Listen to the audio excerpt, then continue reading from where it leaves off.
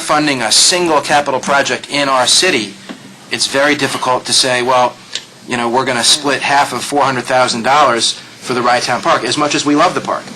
So I think, you know, I understand that a lot of these things have to get done, and Bishop has, you know, made that clear. But the Park Commission has not been funding its own capital budget for years and years and years. So to go from 0 to 400 in 1 year is also, even in good times, a difficult thing.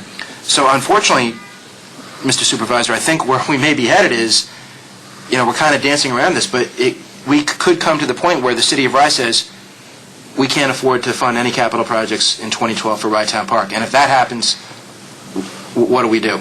Sure. And you know, it's a perplexing and vexatious question to have to address. But you know, if the answer is no for my city, what happens and where do we stand? And I know it's an uncomfortable type of thing, but we have to be prepared for that contingency, I think.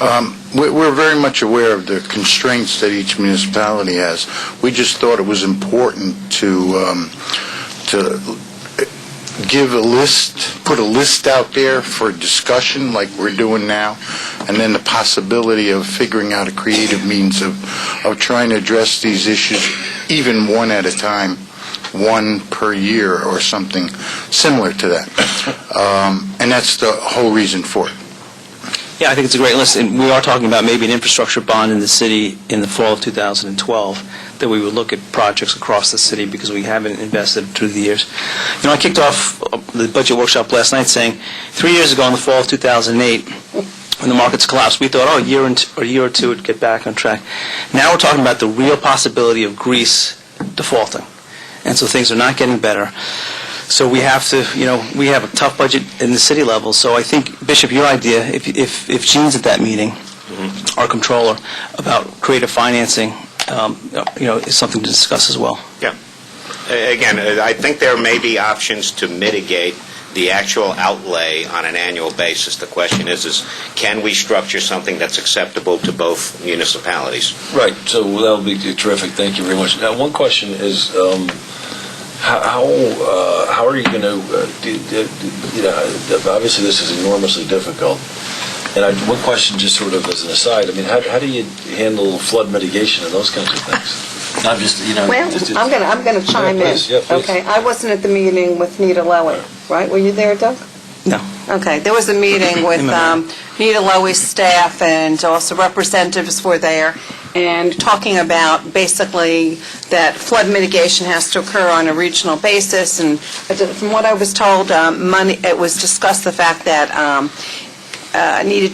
the state needed to help, and the state representatives who were there, I'm not talking about ours, but other representatives said, no, you have to pick it up on a local level. And they said, wait a second, on a local level, we have a tax cap. And everyone was like looking at each other, from what I understand, like cross-eyed, which is, you're right, that's a real problem.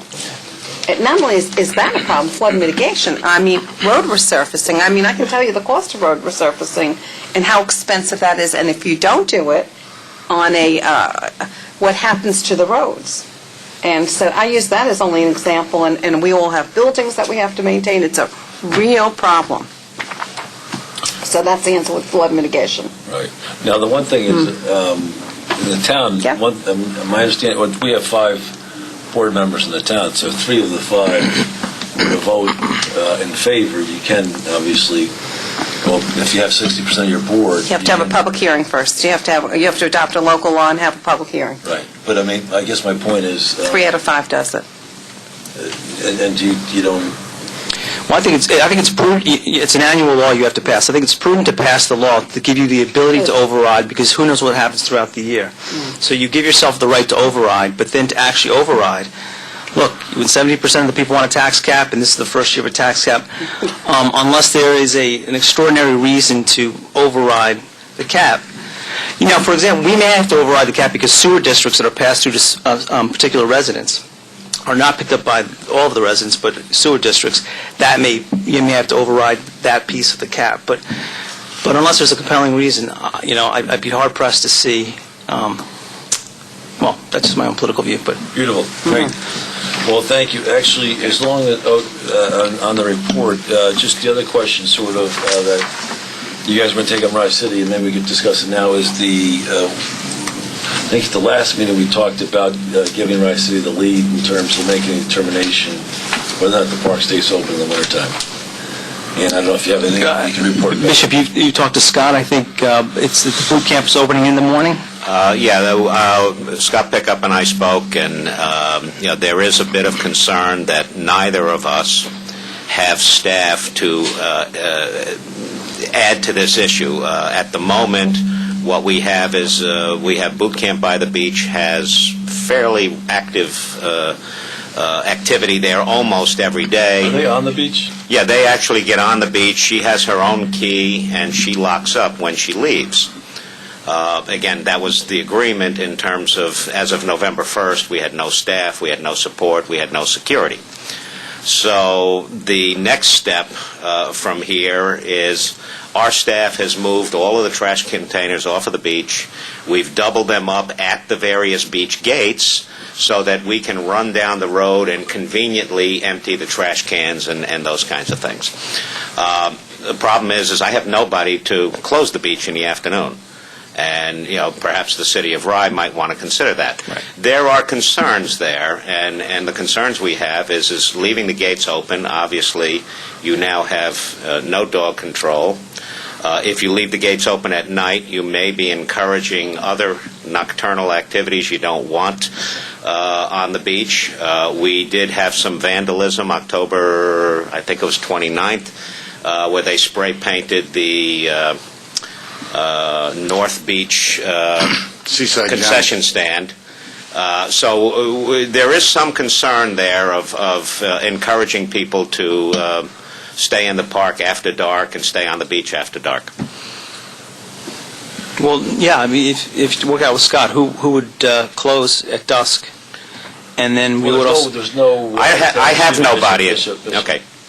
There's no Rye Town Park personnel from November 1st back till next year. So that's why we sort of deferred to Rye City, and we were saying, obviously, even if you close off the beach, you're still effectively policing the park and those kinds of things. At this point, there's no Rye Town Park Commission personnel in the park. That's a decision we've made.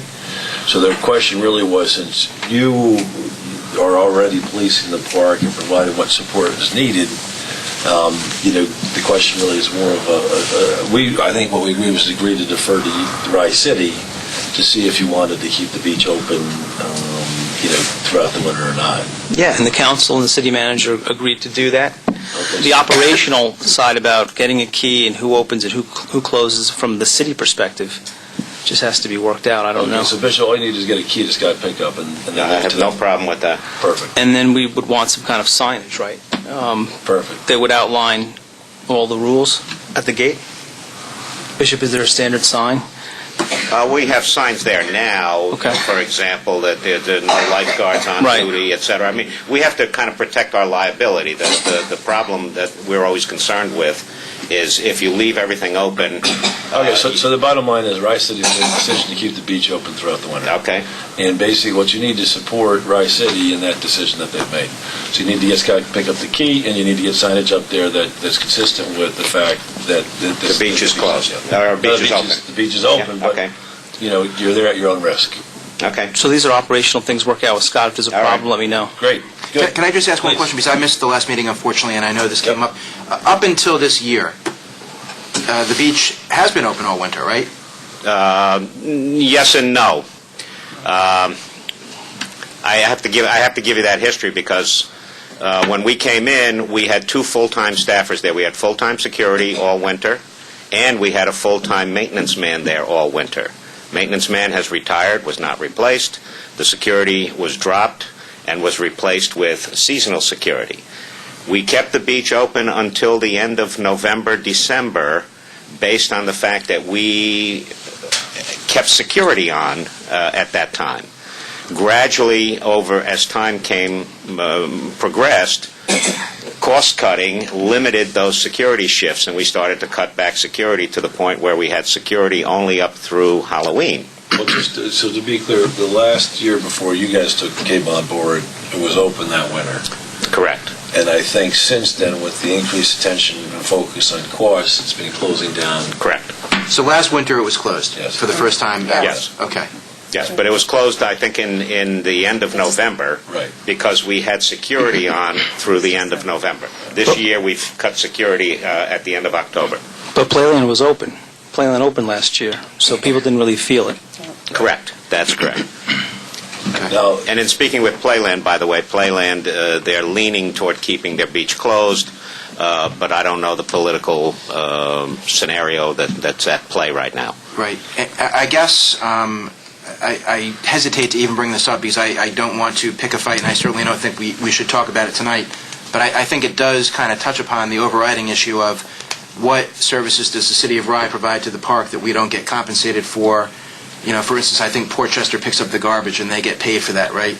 We provide the police services, but we don't get paid for that, especially on big days like 4th of July. So I guess this year we're going to be patrolling the park because the Park Commission is not funding the security that it has in the past.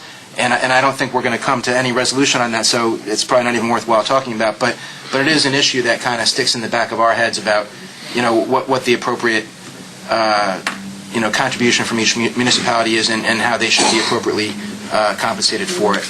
But, you know, probably a discussion for another day, but I did want to just raise it.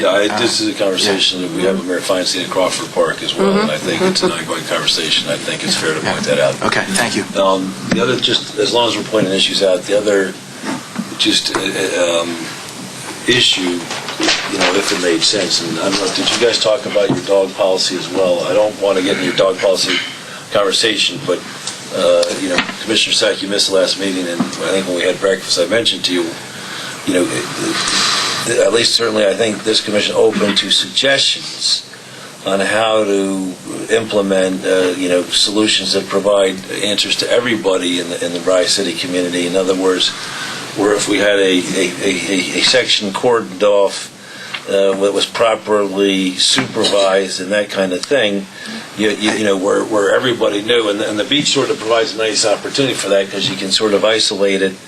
In other words, if you wanted to have but you know, I just wanted to suggest to you, you might want to make a proposal for the next meeting or talk to the dog owners and the you know, where you might have a situation where you could provide a specific area where, you know, dogs might go off leash. I appreciate that, and I think that there's a very strong feeling in the City of Rye that we would like to somehow get the dogs back in there, and I understand that the Commission voted against that, but I do appreciate very much you saying that you'd be willing to consider something that's regulated more or controlled more, and hopefully with that overture from you, we can pick up on that and maybe come to some sort of accommodation that suits everyone without having to do the nuclear option. No, and my suggestion is hopefully it could be self-funding. In other words, I think that the dog owners are sufficiently motivated that, you know, that if it might be able to be self-funding. I know they've been very generous in the past. Yep.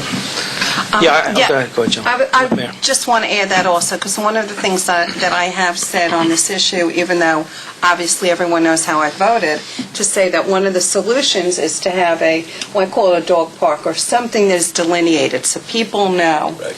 And because that way, people who don't want to be near dogs or don't want to have dogs running all over the place, they're protected. And on the other hand,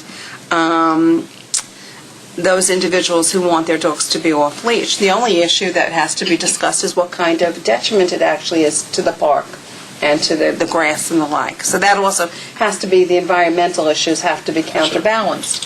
So, but I've always said, you know, in that is the solution. It's a solution, you know, dog parks is the balance. Dog run almost is what. A dog run, I mean, it's not park. as sexy or nice of a name. When I but, say is the fact that it's cordoned off, as you said, and it's delineated, as opposed to just being an open field. Yeah, we've looked at other places within Rice City, but people want to be in the park, obviously. So I think there's enough consideration for a controlled, early morning, registered group that, I don't know how it all nets out, but to at least explore that, so this coming spring we have something in place. The interesting thing about the dog run may not be the best word for it, but I'll just use it for now. A cordoned off area, an enclosed area. Yeah. The interesting thing about the enclosed area is that Fenced. some sort of fenced area is that neither side of the debate really seems to like that idea. But maybe that's why it's the solution. Maybe that's I don't know. the solution. But the one thing that it does do is, I would think that it does have an effect on the grass and the like, Well, But there's no perfect answer. but there isn't, but it, Well, it'll be well fertilized. Yeah, that's my thought. Okay, well, anyway, good, so I think we flagged the various issues.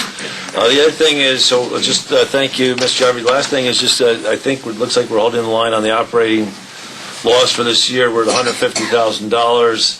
We're still hopeful that the unemployment insurance is still an overestimate. We're hopeful we can beat that number, but that number's held fairly steady. There's no reason to change that number at this point, right, Mr. Trenzi? Any questions on the budget or the numbers we have in front of you tonight? They haven't really moved at all. I do think if we only lost $63,000 with the weather that we had... 63, your share of it, I mean? No, it's not like 63. No, not the total loss, but on the revenue side. the We're down revenue. $63,000 Right. from our budget, and it's not too bad. yeah, the budget was reduced to take into account, but the magnitude of the weather was not anticipated. In fact, actually, we do have updated weather metrics. I don't know, Mr. Arcaro, do you want to just quickly walk us through those new updated weather metrics? It's just on that next page. You put this together, right? Yes. Thank you. What we try to do here is distill so much detailed information and try to get it into 3 charts. The first chart gives us a picture of how much total revenue was collected by day by weather. Monday to Friday, Saturday, Sunday, non-holiday, holiday, and total. The next chart gives us a picture of the number of days by type of weather. And then the third chart is a division of the first chart by the second chart, so we get the dailies. So, for example, if we looked at holiday 2011, on average was $23,000 for sunny days, sunny holidays that brought in. So it gives us a sense of what the impact is, and just like we said before, that which we have no control over, the weather, however, makes a huge impact on the revenue. So it's better to have the lousy days on the non-holidays and the sunny days on the weekends and the holidays, which we don't have any control over. So the middle chart gives you a sense of where we've had some bad weather, and as you can see, roughly there's 102 days in the whole season, so roughly 66% of it was sunny Mondays and Fridays, 14% was sunny Saturdays and Sundays, and 12% was sunny holidays. So we got just a little sense of the percentages. I think this will help us in estimating and preparing the budget for next year, and however, needless to say, we just don't have that kind of control. Right. Great. But this is nice, the still chart, I think. Terrific. Any other, and then the last, perfect. Any other questions? Any other questions on the budget? Again, let's hold it nicely, and we're looking forward to... Can I just make a comment on the parking, on the Yes, automated please. parking? Yes, please. I think we decided not to go with the full automation, right? We're going to go with the scaled-down version, but I think one of the stipulations of going with the scaled-down version was the parking committee still working with staff on that process. So I don't know where that stands, but I know Paul Schaefer and Dan aren't here tonight. Just want to ensure that they are working, because there's whole things about reconciliation and credit cards, a lot of... They both, I saw... We've To answer that, they haven't been in touch with me at all. Well, who's the contact? Well, no, they have been in touch with me, and we are trying to schedule a meeting before the next meeting that both Paula and Dan can be at, and we would bring a vendor in to kind of discuss the options. Make sure Terry's at that meeting, please. Absolutely, absolutely. Okay. Great. Excellent. Okay, then we have a couple of long-standing matters of business we've been trying to get done for a while. The first is the free family beach pass. Can you tell me the bill? That's Bill. I'll make it very brief. I appreciate getting a chance to promote these things. We joined the Rye Chamber of Commerce last year for the first time. I think the town has belonged to the Rye Brook Portchester Chamber of Commerce for quite a while. But I, as the Rye person on the staff, am sort of designated to work with the Rye Chamber of Commerce. It's been a very good year. We've worked with them on a variety of activities, the Best of Rye and different promotional campaigns. We've worked well. There are a number of nonprofits that belong to the Rye Chamber of Commerce, including the Historical Society, the Jay Heritage Center, the Children's Museum. So our membership is a really great opportunity for the city of Rye and the Rye Town Park to share ideas, to work together, get a sense that we're all in it together, and what helps the city merchants and nonprofits helps Rye Town Park. We want to increase the whole idea of Rye is a great place to shop and enjoy the wonderful opportunities. So when we came up with the idea of participating in something that the Chamber of Commerce has been doing for many years very successfully, they have this Mistletoe Magic program that they've been doing, which last year was a beautiful day.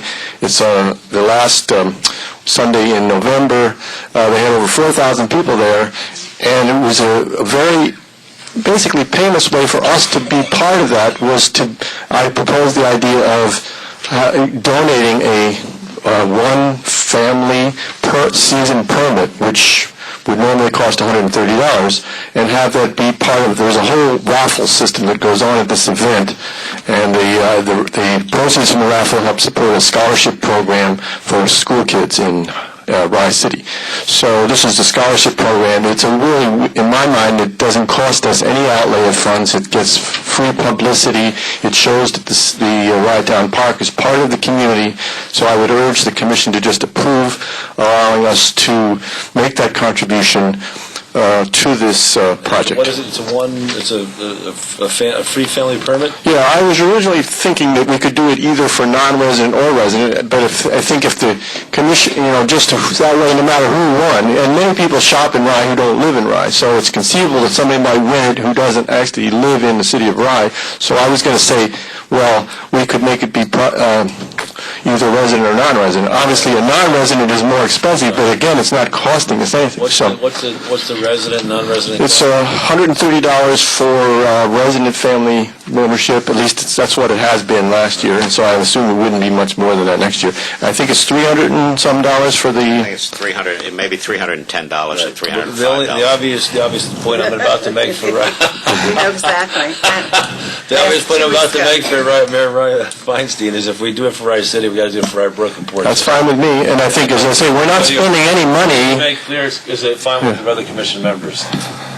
So I urge you to vote for that if a vote is We needed. just had our chamber dinner 2 weeks ago, as a matter of fact, and they do raffles. My only question is the presidential. You have to make a determination how many times you do it, for what, because you also have the Kiwanis Club, you have Lions Club, Once you set it, you have to set a policy decision, because then you'll have other groups coming. So if you just limit it to the Chamber of Commerce, then there are only two within, the city and the town that I'm aware of. That's fine with me. How would you control it, though? Would it be flagged as in the system? It would. I'm sure we could do it. I can answer that. We used to do this all the time at the Greenberg Nature Center. We would donate free memberships to schools and groups that used our services. So that was how we limited it. And what we did was we made up a little letter with the letterhead that said, that would be given to the winner of the raffle.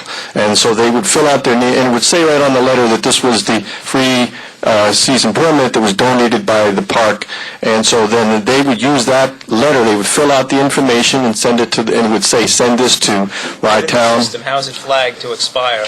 Well, all permits expire except for the grandfathered senior permits. Right. Automatically, they expire at the end of each year. Right. So there's no exposure if we were to have other groups come before us for marketing purposes, right? Right. And you could limit it to Chamber of Commerce if you want. I just think since the Chamber of Commerce is the key group, and we're not really giving it to, it's going through the Chamber to somebody else as a part of what I consider a very valuable fundraising process that's for the community. Yeah, Yes. So it's also advertising, because everybody will see that that's one of the potential things that they can win by spending a couple bucks on a raffle ticket. Just have to make sure it's legal. Because, somebody can argue that it's a gift of municipal property. Well, Make that it could be argument. classified as a promotional expense. I don't know the We answer. spent over $6,000 for those letters that went out to everybody to get Right. to fill out their permits. So And we also have placed ads in newspapers and things of that nature. If we're going to do it, we got to be, my view is if we're going to do it, it's got to be only for the Chamber of Commerce. that's fine with me. It's got, well, sorry, I apologize, you don't have a vote. No, but I'm just saying, I'm not asking you for it to You're the be... advocate, you're the Correct. advocate. But I'm saying, if you want to limit it that way, that's fine. Okay, well, I'm just Yeah. saying that, I apologize, I'm just, Yeah. I think I don't want to set a precedent. Yeah, I think it's got to be only for the chambers, and it's got to be for both chambers. It can't be one chamber or the other. Absolutely not. So provided we respect those guidelines. And provided that at least it passed, that there's nothing in municipal law that would preclude. Mr. Noto, do you have any? Oh, I didn't see Paul. Mr. Noto, do you opine on that, please? I wasn't paying attention. I consider that a yes. That's a go. Yeah, oh yes, of course. There we go. Does Portchester have a Chamber of Commerce? Yeah, Portchester. It's So a Portchester. Rybrook, Portchester. Yeah. We just had our. Did, Had to combine, right? with Well, Rybrook. we could. It doesn't have to be at their dinner, so we could offer it to them for one of their other events, I guess, right? 'Cause Yeah, they but have their a big, Christmas party and- their big one, was- the big one was last. Well, we can let them know at least Yeah, for another event. we will. Christmas, We'll tell holiday Ken party. Van, the holiday party, yeah. but they don't do a raffle there, I don't think. But we'll tell Ken Manning, he'll Yeah, be very exactly. happy. He'll have one item for next year. All right, I guess presumably we need to vote for that. Can I get a motion to approve a free family permit for both Rice City and Portchester Rybrook Chambers of Commerce? Motion. Got a motion? So moved. Okay, Second? Second. okay. And let's run down here. Commissioner Sack? Yes. Commissioner Feinstein? Yes. Commissioner French? Yes. Commissioner Carpenter? Yes. Okay. Okay, Mr. Lord, before you go... Got one we've more a- thing here. Yeah, exactly. The memorial bench. Yes. You Now this- are going to generate some income for Well, us if we follow your lead. My feeling is, my mission is to try to generate more enthusiasm and interest in Rytown Park, because the more people like the park, I think the better off we'll be when it comes to budget time and you're generating income for the park. So I think one thing that we've gotten feedback from the community is they like the idea of memorial benches, benches that have a little plaque on it saying in memory of or in honor of. And we had a number of people coming asking us about this, and we normally in the past sent them all off to the Friends of Rytown Park, because a number of years ago they started a program of putting benches strategically in locations around the park. Now, the benches that we're talking about here are the permanent benches that were put in, I guess, many years ago by the Rytown Park itself. They're cement and wood. So they're not nearly as fancy as the teak or mahogany ones that are being set up, that have been set up. But nevertheless, they're very popular benches, and it's very touching. People call me up or send letters saying, my father or my mother used to sit on this bench and look out over the sound, and it brings back memories, and I'd like to put a little plaque on there. And it's, as you know, almost all parks around the country do similar things in terms of using memorial benches or other things to raise money. And certainly when you talk about public-private, corporations do it, all sorts of groups do it with parks and other institutions. So we looked into the economics of it, and I had submitted a proposal, which I don't know if you have that. Well, we came up with the number of $1,500, because that's basically twice the cost of what it would cost to put up one of those benches. So now we know that the Friends were getting much more than that for some of the benches that they put, which were brand new benches of a different type, maybe a higher quality. So we would recommend that this, I don't feel we have anything to lose, because, if nobody does it, then, we haven't lost anything. But, we have people who say they want to do it, and with a minimal amount of publicity, sending out a press release, we might be able to generate as much as $25,000. Now, this money we can decide what we want to do with the money, but in my mind, it would be to hold it towards the maintenance of the park, because that's basically the idea, is that people want to come back 50 years from now and see benches and so on and so forth. So this is a small way to at least do something that, we're talking about the 2% cap on budgets and everything like that. Here's a way to generate some money that would actually be used